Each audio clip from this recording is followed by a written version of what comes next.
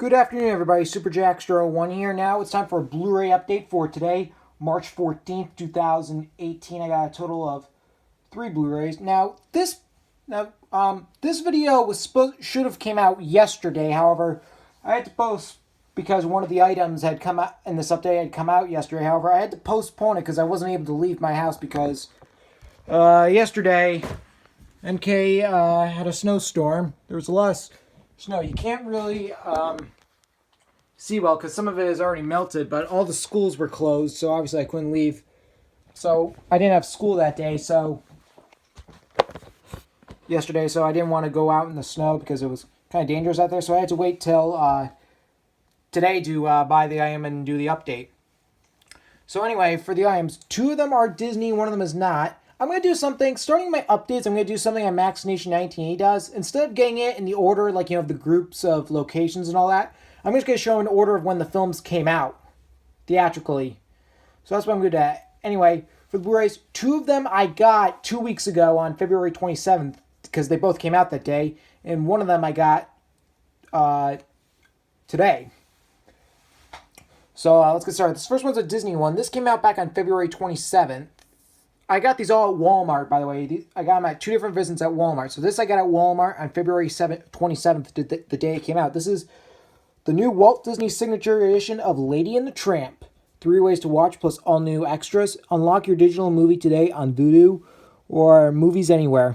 Because we know this is now a new streaming thing that's going to be coming out because Disney no longer has the Disney Movies Anywhere.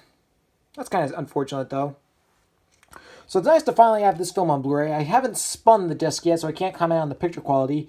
I'm looking forward to watching this Blu-ray because to be honest, it's been quite a few years, since I last saw this film. I think the last time I saw this film was when I became a Disney collector back in 2011. But I do remember this movie a lot because I did watch it a lot when I was younger. So I do remember a good amount of this movie. But it's nice to have this film on Blu-ray. Anyways, you could see, here's the spine. In the back, classic Disney dogs paw their ways into the hearts of all ages, stayed by Surya Fulinci of Common Sense Media.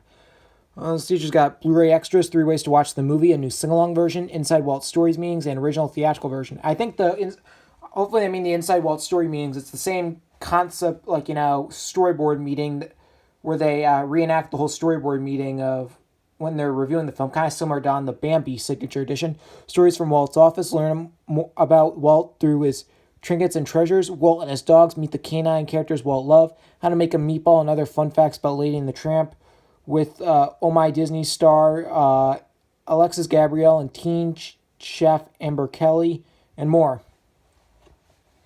Yeah, I'm very excited to check this Blu-ray out.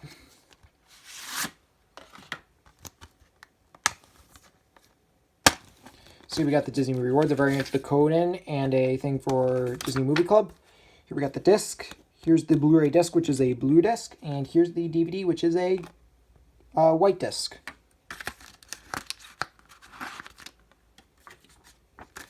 So yeah, it's nice to finally have Lady and the Tramp on Blu-ray.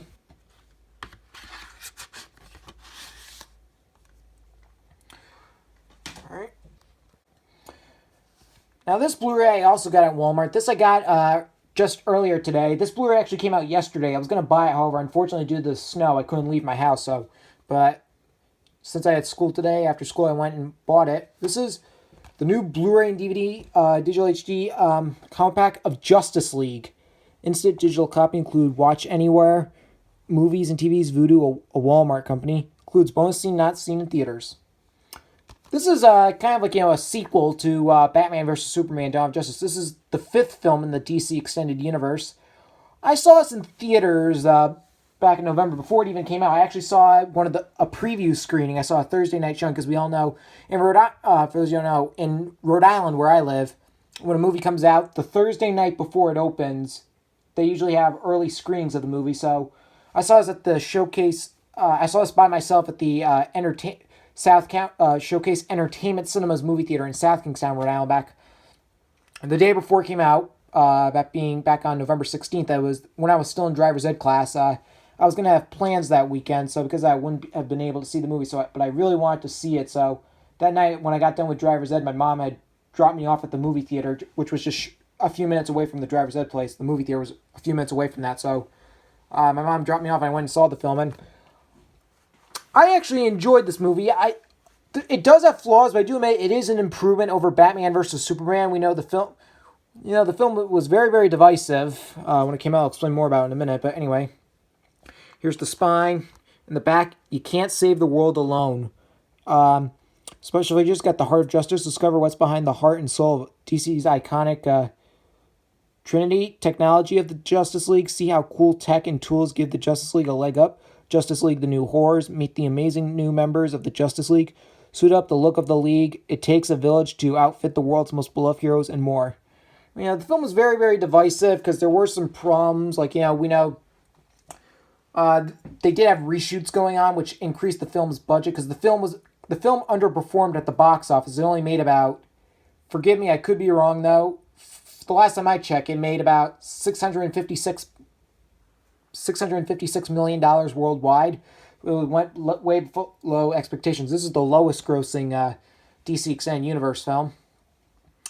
So anyway, there were some reshoots that happening, and the films, which at the time the reshoots were done by somebody else, because by the time the reshoots had happened, the film's director, Zack Snyder, he and his wife, who was a producer, they both stepped down due to his daughter had committed suicide. So because of that, Joss Whedon took over the reshoots, although his name doesn't appear in the credits. Zack Snyder is still credited as the official director.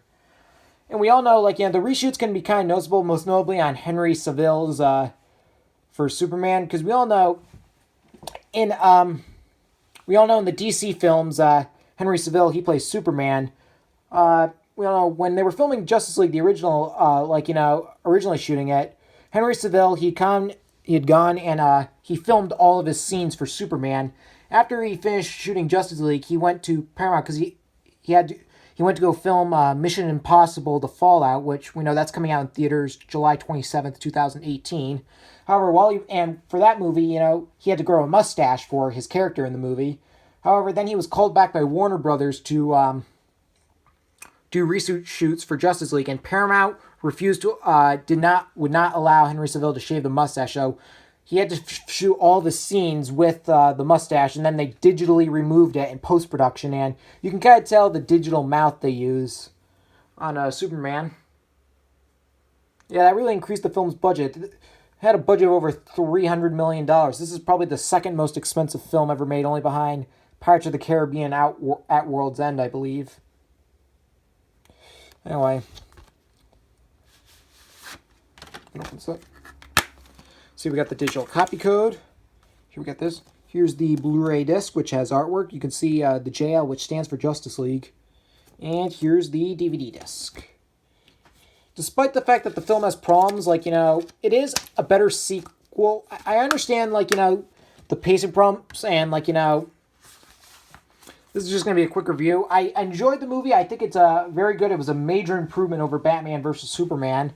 But I feel like, it just didn't feel like the sequel to Batman vs. Superman. I know they were trying to make it a lighter film and not have it be such a dark movie. But I feel like, they could have just made it just a slightly bit dark. I also think Steppenwolf, he could have been better. He's just an okay villain. He's not a great villain. He's kind of like those villains going he's one of those, I'm going to destroy the world or I'm going to take over the world kind of villains. Honestly, I think the first half of the movie is really well done. I think, with Batman, Wonder Woman teaming up with The Flash, Aquaman, and Cyborg, that was great. But then, up until around the time, when they bring Superman back to life is when the pacing just feels really dry, in my opinion. I think maybe if and people had for so long before this Blu-ray came out, they were demanding they include the original cut done by Zack Snyder before the reshoots, but according to what they said that that's not going to happen. Oh, well. Anyway, Justice League, I think it's a very good. I give it a 7 out of 10. And if I were to rank it on my favorite films for DC Extended Universe, this would be in second place on the list. First place being Wonder Woman. But for all DC movies in general, not DC Extended Universe, it would be in third place, because then second place would be Wonder Woman, and then first place would be The Dark Knight. But yeah, I definitely recommend Justice League. All right, and last but not least, this is the Blu-ray I got. I got this the same day. I got this at Walmart the same day as the Lady in the Tramp Blu-ray, and this also came out back on February 27th. Yep, this is Coco, the best animated film of the year, stated by Dwight Brown of Huffington Post. And yep, this was the best animated film of the year, and well, you know that this finished off as my favorite film of 2017. Golden Globe winner, Best Motion Picture Animated. Aside from winning the Golden Globe for Best Animated Feature, we know this film won 2 Academy Awards, one for Best Animated Feature and the other for Best Song, that being the song Remember Me. Yeah, this is a fantastic Pixar film. I saw this in theaters back in November. This was a fantastic movie. This is actually made it into my top 10 favorite Pixar films. That number 8. I was very, very surprised of how well done this movie was. I was not... Like, I knew this was going to be a great movie, but I did not expect it to be this great. Anyways, you can see, here's the spine.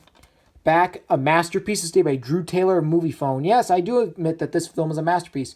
Over 2 hours of bonus features, including a commentary, deleted scenes, paths to Pixar, Coco, the music of Coco, and more. I know people were really split on whether or not this movie was going to be good when it first came out, because the film, this movie came out the day right after it was announced John Lasseter was taking a sabbatical due to the fact that he was a 6-month sabbatical due to the fact that he had sexually harassed women, but people still loved it, in which John Lasseter, you know, if he isn't outed for good, he's coming back this May. But yeah, this was actually a fantastic movie. I was very, very impressed.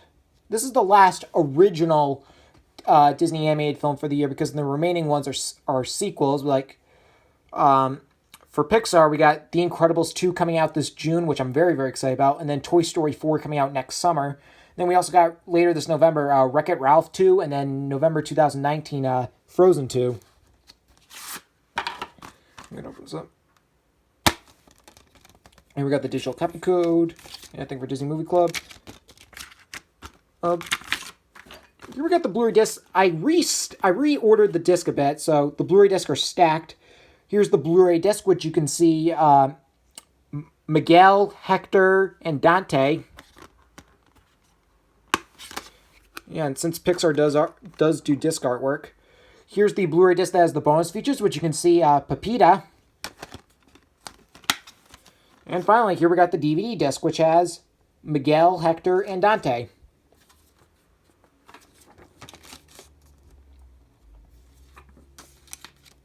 But yeah, Coco, this was an excellent, excellent, excellent movie. I was very, very, very impressed. And yes, Remember Me is a great song, by the way. And a very respectful movie about Day of the Dead. We know this was also Darla K. Anderson's last Pixar movie, because we know she recently had stepped down from Pixar as well. And this film was also directed by Lee Unkrich, the director of Toy Story 3, which Darla K. Anderson also produced. And yeah, I'm glad that this won the Oscar for Best Animated Feature, and it is currently my favorite. This finished as my favorite film of 2017.